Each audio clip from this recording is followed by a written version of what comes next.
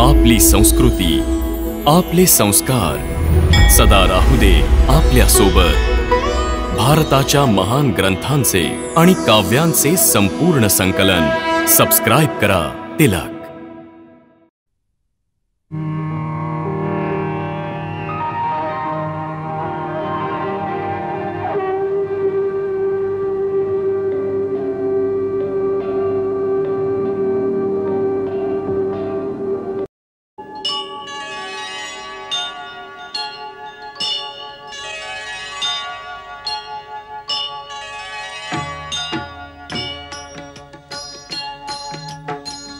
सीताराम चरित अति पावन, मधुर सरस अरु अति मन भावन।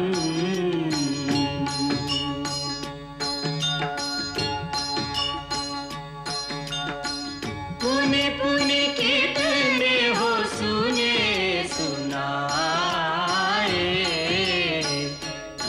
की प्यास बुझत न बुझाए।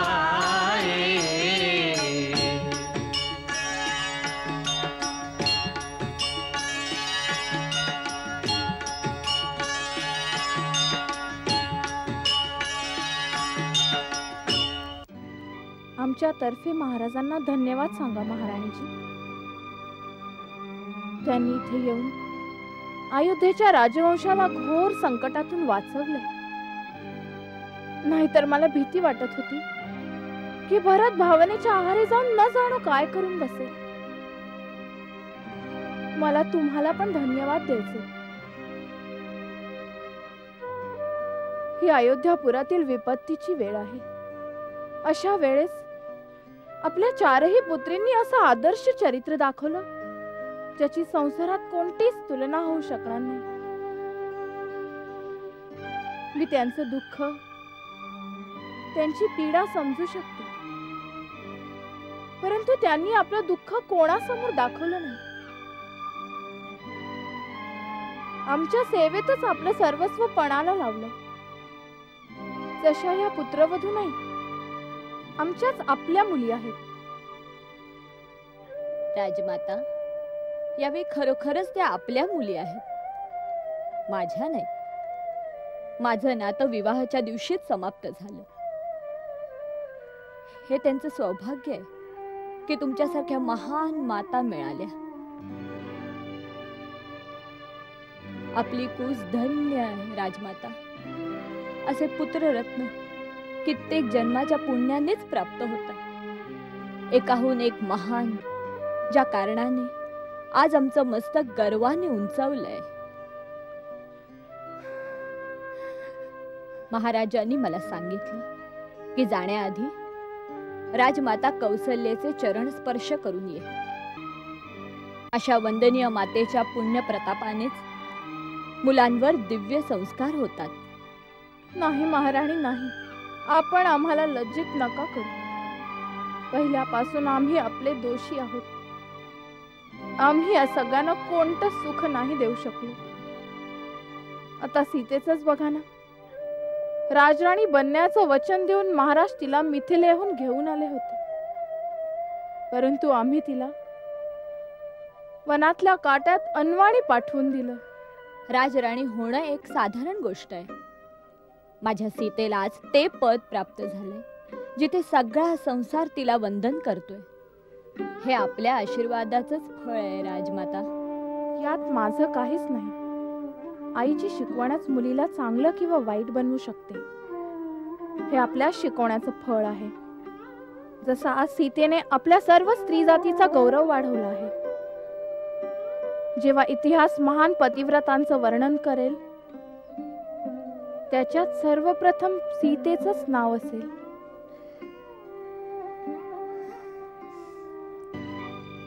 राजमातेच्या मुखातून तुम्हा तिघींची प्रशंसा ऐकून माझं हृदय भरून आलंय। आपल्या बहिणीच्या सीतेचंच बघा। आपल्या उत्तम आचरणाने कसं तिने सर्व लोकांचा आदर प्राप्त केला। तिच्याप्रमाणेच तुम्हा तिघींनाही त्याग आणि सेवेचं कीर्तिमान स्थापन करायला पाहिजे. आपल्या तिन्ही सासवांचा समान रूपाने आदर करायला हवा आणि कुठल्याही भेदभावाविना तिघींची सेवा करणं तुमचं परम कर्तव्य आहे. राजमाता कैकेयीकडे विशेष लक्ष दिलं पाहिजे. त्या यावेळी पश्चातापाच्या अग्नीत जळतायत. त्यांना विशेष स्नेह आणि आदराची आवश्यकता आहे. त्यांच्याकडून एकच शिकवण घेतली पाहिजे की कुठल्याही मंथरासारख्या कुलक्षिणीच्या भुलवणाऱ्या गोष्टींच्या आहारी न जाता आपल्या कुळाच्या एकतेला तडा जायला नको. हे तुमचं कर्तव्य आहे की आपल्या आपल्या पतींवर असा प्रभाव टाका की ज्यांच्यामुळे चारही भावांचं प्रेम परस्पर वाढत राहू.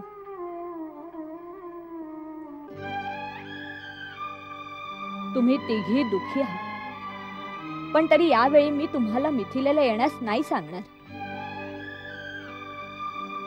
तुमच्या सासरी आत्ता विपत्तीचा काळ आहे. यावेळी आपले पती, माता आणि समस्त बंधू बांधवांचं दुःख वाटणं तुमचा धर्म आहे. 14 वर्षाच्या पश्चात जेव्हा दुःखाचे सावट निघून जाईल, जेव्हा तुमच्या सासरी चोहूकडे आनंद असेल, तेव्हा तुमच्या माहेरची दारं तुमच्या स्वागतासाठी उघडी असतील.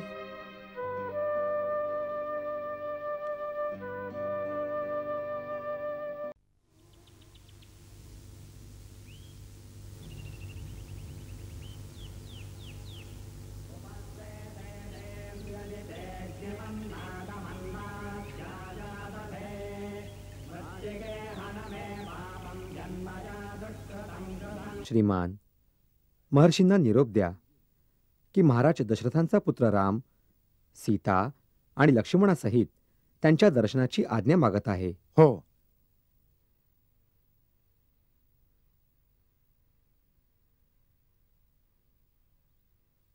अहम ब्रह्मास्मी. गुरुदेव, श्रीराम लक्ष्मण देवी सीतेसहित आपल्या दर्शनाची आज्ञा मागत आहेत. राम आलेत. आज किती शुभ दिवस आहे. आम्ही स्वयं त्यांचं स्वागत करू.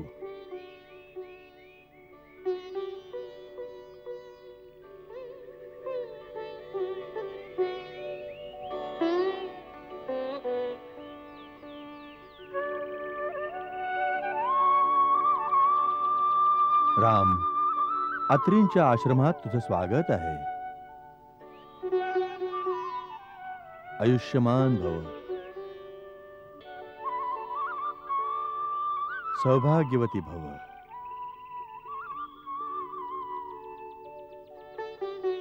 कल्याण हो.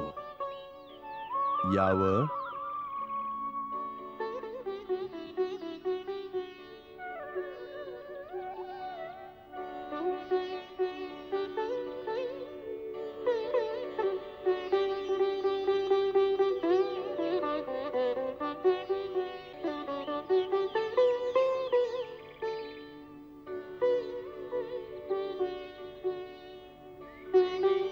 राम, या देवी अनुसूया आहेत.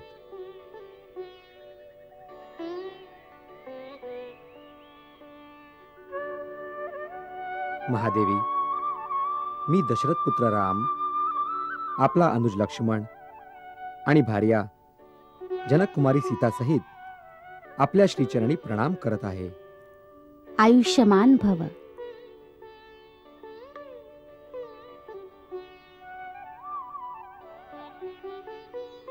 अखंड सौभाग्यवती भव. देवी, सीतेला आपल्या खोलीत घेऊन जा. त्यांचा सत्कार कर. तिथेच त्यांना विश्रांती घेऊ दे. सीते, विश्ववंदनीय महासती अनुसूयांच्या दर्शनासाठी देवता पण वाट बघतात. या त्याच परम तपस्विनी आहेत ज्यांनी एकेकाळी, जेव्हा 10 वर्षापर्यंत पाऊस न झाल्या कारणाने इथली धरती तप्त होत होती, तेव्हा आपल्या घोर तपश्चर्येने गंगेला प्रसन्न केलं आणि तिच्या एका प्रवाहाला इथे चित्रकूटापर्यंत घेऊन आल्या, जी पवित्र मंदाकिनी नावाने प्रसिद्ध झाली. या व्यतिरिक्त यांनी कित्येक वेळा सहज, अगदी सहजपणे मोठमोठ्या देवतांनाही पराजित केलंय. एका सतीच्या दर्शनाने पुण्य मिळतच असतं, परंतु महासतीच्या दर्शनाने तर लोक परलोक दोन्ही तरून जातात. जा, त्यांच्या श्रीचरणांशी बसून जीवनाचं सत्व मिळव. तू माझं खूप कौतुक करतोयस रामा, परंतु तू तर जाणतोसच की हे सगळं केवळ पती चरणाच्या एकनिष्ठ सेवेचंच फळ आहे. आणखी मला काही माहित नाही, बाकी सगळं देव जाणतात. चल सीते,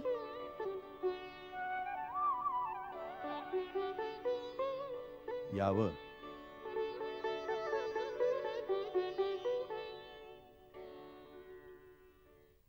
आसन ग्रहण करा.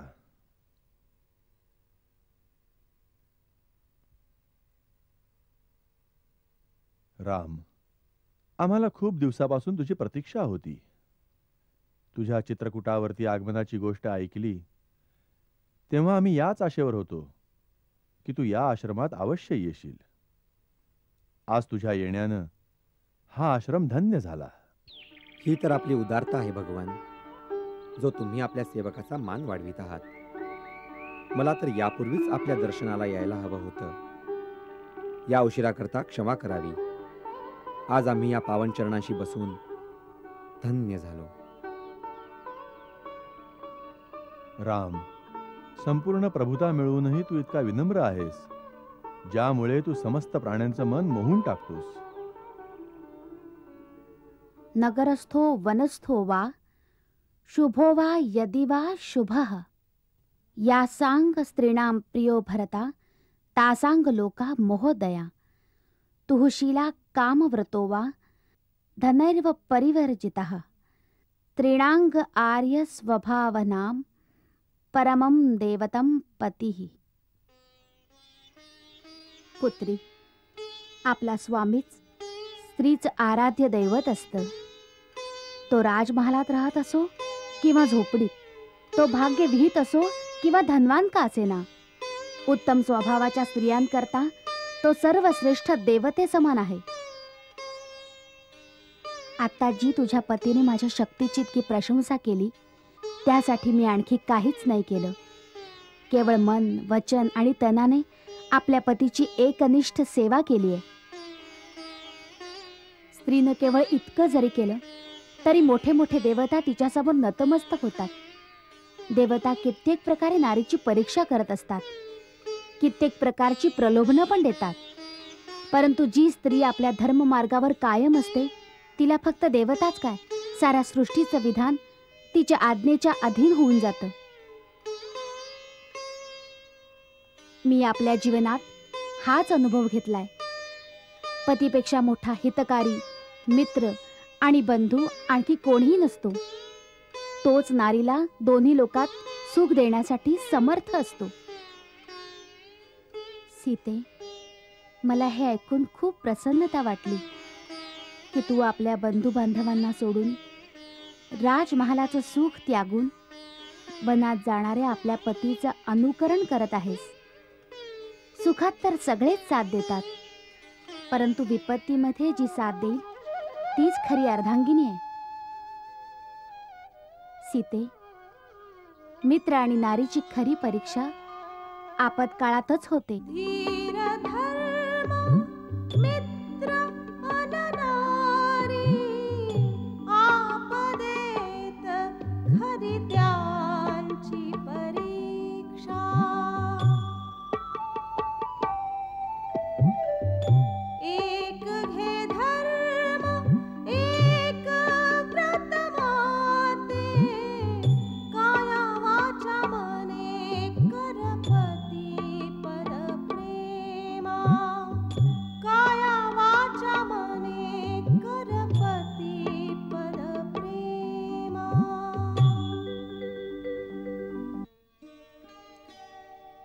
माता, माझ्या मातेने पण विवाहाच्या वेळी ही शिकवण दिली होती.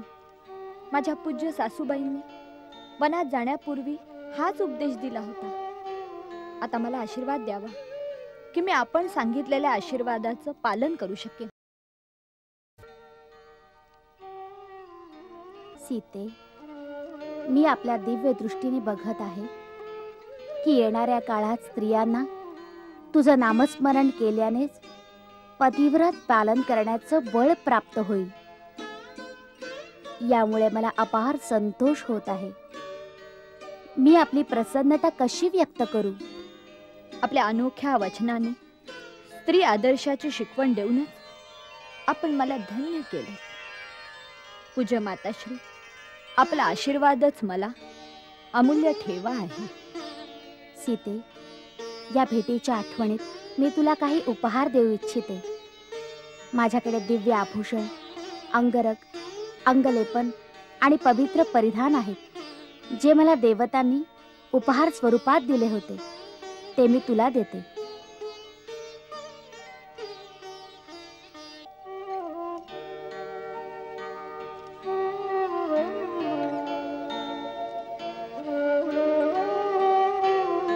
ही वस्त्र आभूषण मी तुला देत आहे, जे धारण केल्याने तुझे पती पण प्रसन्न होतील. हा सगळा देवताने दिलेला उपहार आहे. सौभाग्यवती स्त्रीने आपल्या पतीच्या समोर सदा सुंदरच दिसलं पाहिजे. त्यामुळे पतीचं मन प्रसन्न होतं आणि स्त्रीला त्याचा विशेष स्नेह मिळतो. ही वस्त्र, ही आभूषणं कधीही मलिन नाही होणार. या अंगराग आणि अनुलेपनाचा प्रयोग केल्याने तू सर्वदा युवतीच दिसू शकशील. सीते, ही वस्त्र आणि आभूषणं माझ्यासमोर धारण कर, ज्यामुळे या दिव्य परिधानात तुला बघून मलाही सुख मिळेल.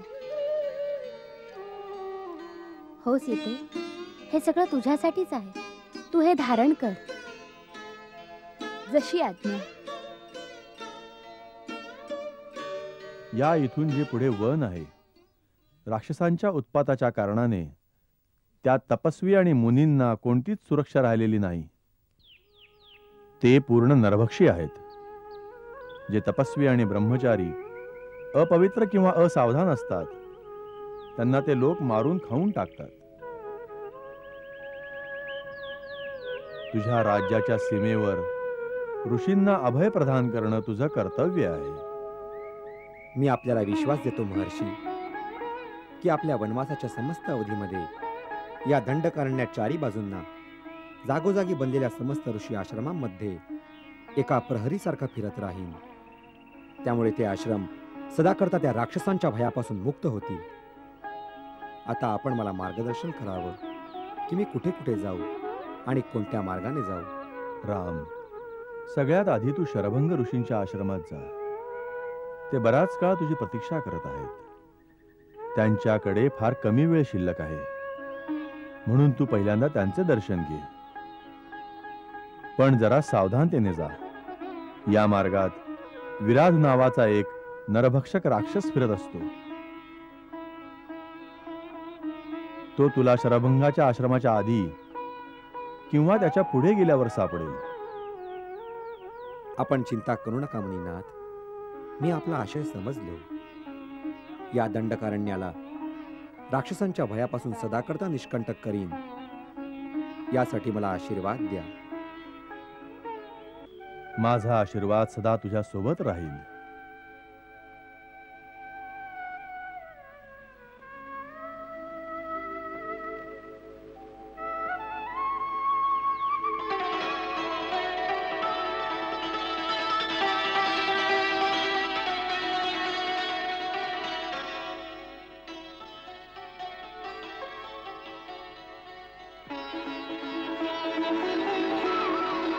माता अनुसूयेने इतके सगळे आभूषण दिले, त्यांनी ऐकलंच नाही. मातेकडे घरी आल्यावर मुलीची काही दिल्याशिवाय पाठवणी करणं अपशकुन असतो.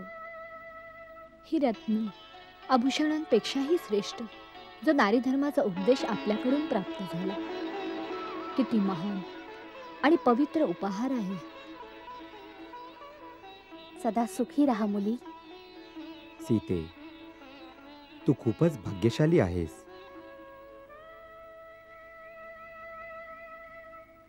आता आपणच माझं मार्गदर्शन करा की मी कुठे कुठे जाऊ आणि कोणत्या मार्गाने जाऊ. राम, सगळ्यात आधी तू शरभंग ऋषींच्या आश्रमात जा.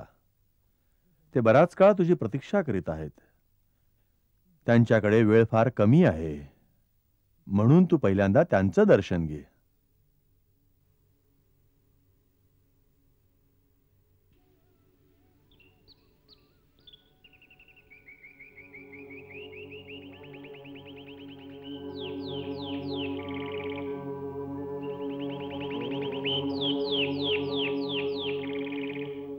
लक्ष्मणा, हाच शरभंग ऋषींचा आश्रम आहे.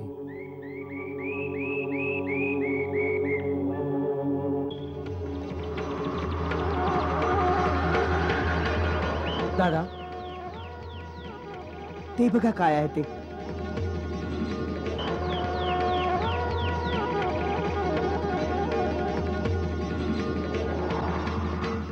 देवलोकातून कोणी देवता शरभंग ऋषींना भेटायला आले.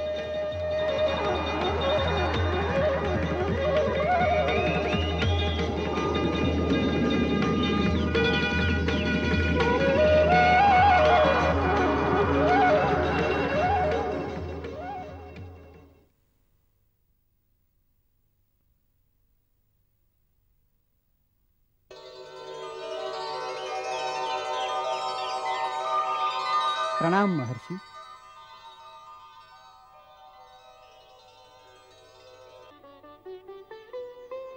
शुभ आगमनासाठी धन्यवाद देवराज इंद्र. महात्मन, आम्ही सदा करता आपल्याला आमच्या लोकात घेऊन जायला आलोय. सदेह जाणं मोठी गोष्ट नाही, परंतु आम्हाला आत्ता इच्छा नाही. जेव्हा आमची इच्छा होईल तेव्हा आम्ही स्वतः तिथे जाऊ.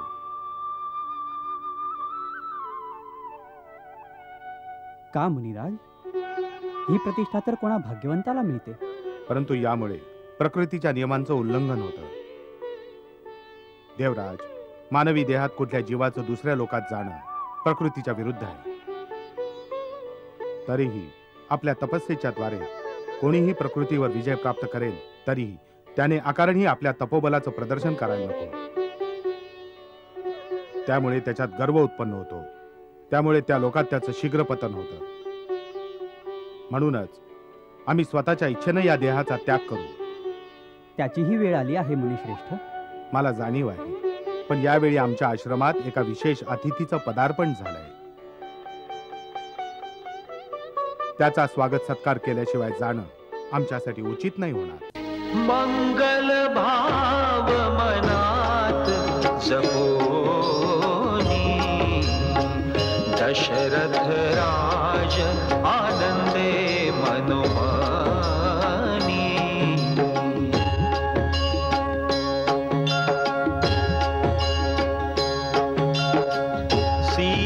सीताराम चरित अति पावन मधुर सरस